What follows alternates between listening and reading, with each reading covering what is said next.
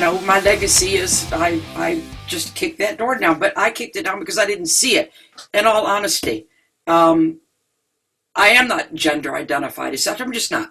I'm a bit of a tomboy, and although I'm very feminine, I'm still a bit. I'm a combination of things, but I didn't know I was doing what I was doing. All I was doing was, as I'm still now at the age of 70, I refuse, just refuse to compromise who I am. I won't do it. This is all I was doing, being me. And the reason I was being me was because as I was growing up, I knew, oh, I don't fit there.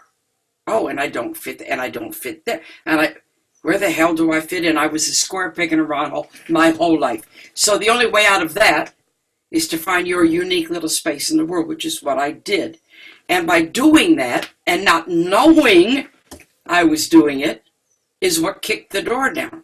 I wasn't one of the first, I was the first. What female did I have to copy? No, there was no one. The thing that I love about Detroit, it breeds originality, I think. Oh, yeah. There's no place like it for music. It is a tough city, and it's called survival. But I have to tell you, this is funny that you brought all this up, because I've been asked this so many times, and I never had the answer.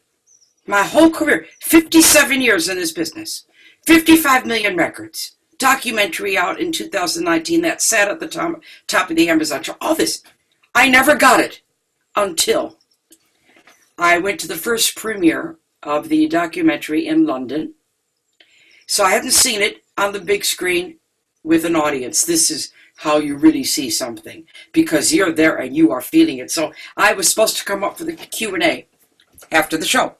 And I really wanted to see the film with an audience. So I snuck in and stood on the side.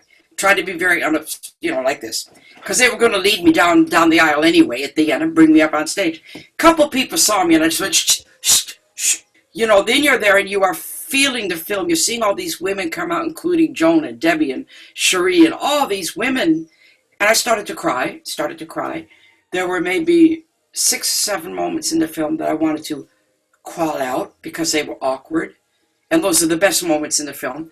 But it really, I went, and the light bulb went on. The next day, I called Cherie Curry, the ex-singer of the Runaways. Oh, yeah, sure. I said, Cherie, I have something to tell you. She said, what?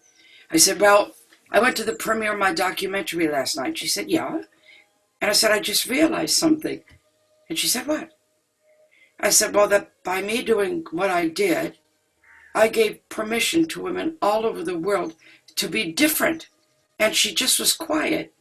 And then she went, and you just got that?